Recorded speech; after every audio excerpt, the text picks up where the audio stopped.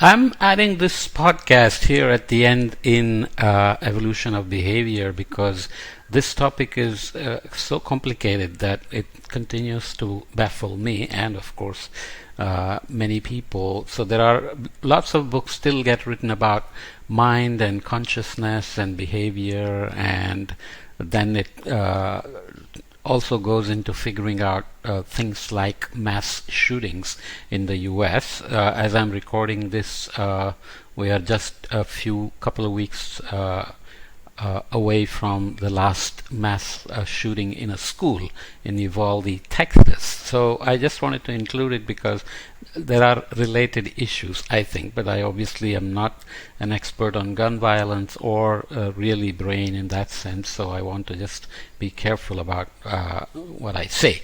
Nonetheless, you can look at some patterns and try to keep in mind that these problems, which tend to be called wicked problems, like gun control, abortion, education, violence, healthcare, and so on, they play out quite in the open with all kinds of players involved in manipulating the voters, the lobbying to get their way, and so on and so forth. And obviously it is part of the human evolution and behavioral evolution as well. So it is relevant for what we are talking about. So just looking quickly at the numbers, age and gender distribution of mass shooters from a Washington Post article. Of the 196 shooters who killed 4 or more people in a public place since 1966, only 5 were women. More than 40% were between the ages of 18 and 29, and another third were between 30 and 45. So what is the dependence of such behavior on gender and on age? Just to jump through some numbers, this is a few figures from a BBC article which shows that the number of firearms per 100 residents is more than 100 in the US compared to all other countries in this list. It is more than double compared to the next one at Yemen being 52.8, and nobody would dare to compare Yemen and US in terms of their culture, the state of affairs, democracy, etc., etc. And this also says that if there are so many numbers, literally hundreds of millions of guns in the people's hands in the US, is the number of mass shootings significant? So if you want to be cold-blooded about it, mathematically speaking, the number wouldn't be significant, but that also raises the issue of whether you can just across the board ban people from owning guns. Obviously that's neither possible nor suggested. So then there is a big debate about which guns should be banned and what kind of common sense checks should be put in before selling guns to people. And there are obviously a lot of articles since the in the aftermath of the Uvalde shooting saying a teenager couldn't buy lottery or cigarettes but could easily buy a gun, for example. Obviously there is something there that has to be looked into. So how gun related deaths break down. Suicides, this is again statistic for 2020, 24,292, and homicides 19,384. Legal interventions, unintentional and undetermined homicides here, and the worst mass shootings in the US since 1991, Las Vegas, Nevada, where a guy shot into a concert from a hotel, Mandalay, I think, and so on. So I won't go into it, but this became the first big poster child for school shootings, Columbine, Colorado in 1999, and you can see that the numbers continue in terms of massacres. How Americans feel about US gun laws. So you can see that percentage of people who said laws should be made more strict, kept as now, or made less strict stand this way over time. So less strict seems like a minority. kept as now is a reasonably large number who are happy with as the rules stand now. So they may think that it's the implementation that is lacking and not necessarily the rules. And there is, depending on the shootings, there is always ups and downs in the number of people who feel that they should be made more strict. But there are articles also showing that this is much more complicated, because when it comes to voting, gun is not a single issue that stands out in elections, so people vote differently compared to what they say here. This is also an issue with climate action and all these complicated healthcare and education and so on. So since elections are about multiple issues, these play out in a different way. So an international comparison of gun-related killings as a percentage of all homicides in this context, this is US.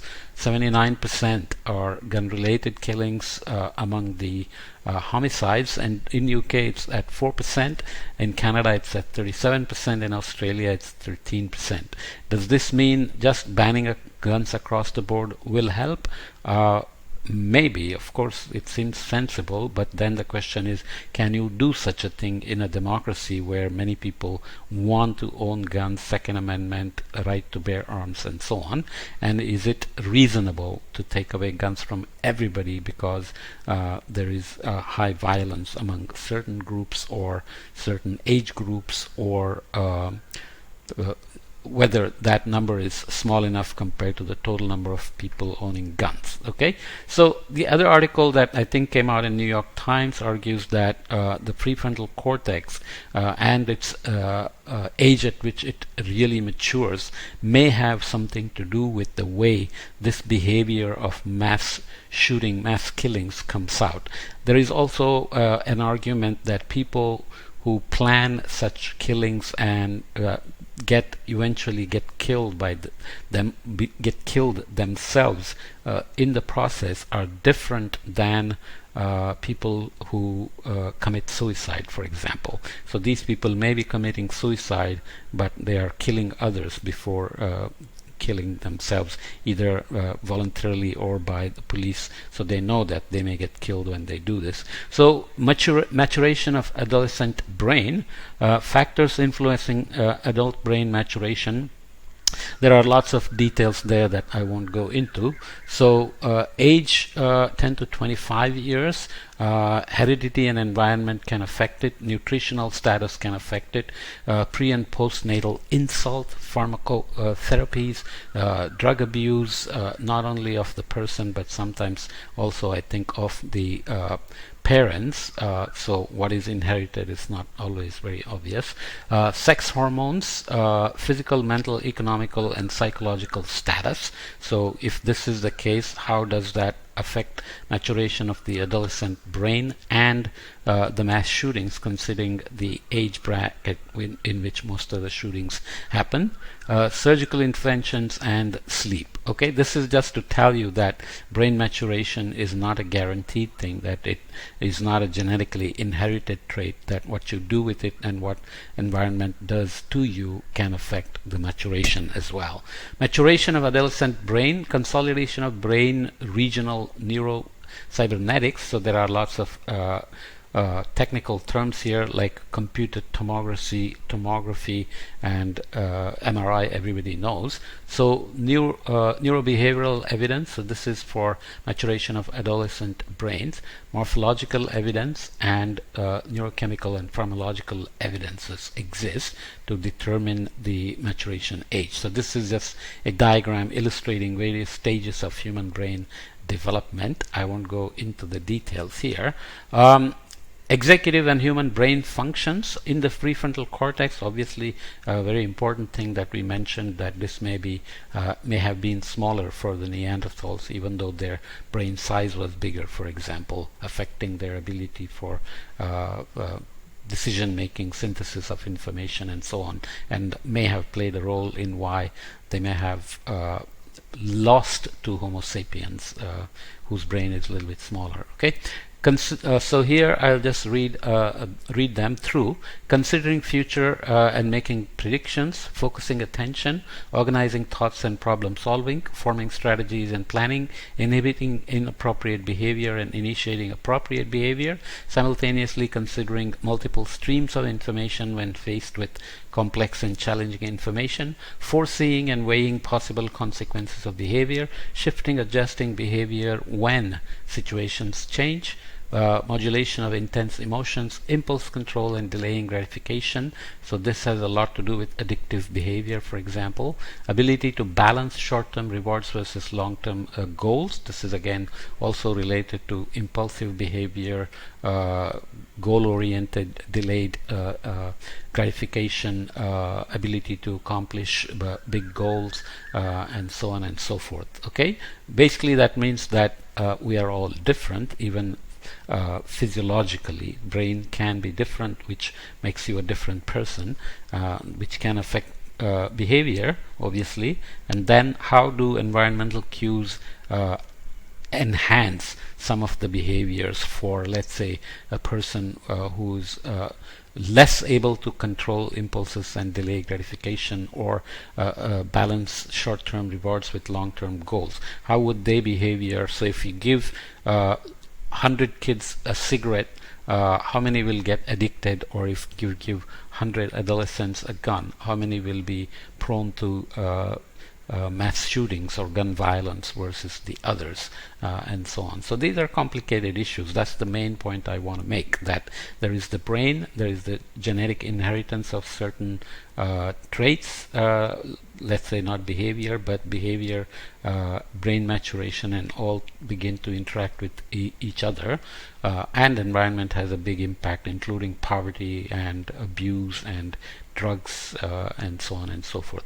So limbic system and sensation seeking behavior among adolescents, getting closer to why we need to worry about when the prefrontal cortex for adults matures, and whether that may have something to do with tendency to go out and shoot people, and so on. Management of emotions and motivation is the limbic system and sensation seeking behavior. So it looks complicated, but you can see that motivation, reward, vulnerability to drug addiction, nucleus accumbens, I won't go into the details of technical terms here, highly sensitized to accomplish desirable goals, drive for riskier decisions. So this is related to hormones like dopamine here, and estrogen and testosterone, various details like receptor binding and amygdala, which I mentioned, which has things like increased sex drive, but basically this converts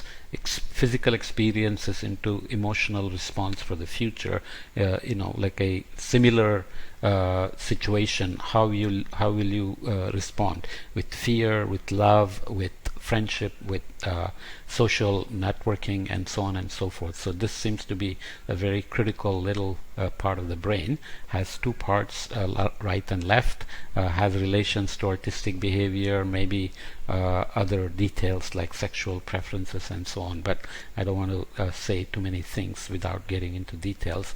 So that affects emotional volatility and impulsivity, and augmentation of sex drive. So here prefrontal cortex, self-regulation, and immature. Obviously I'm being very brief here, if not too light, but basically my point would be that we have to be very careful about understanding what drives these kind of behaviors like violence, mass shootings, ease with using guns for violence, homicides, and so on and so forth. So leading cause of death among adolescents 10 to 24 years. If it is injury and violence, this is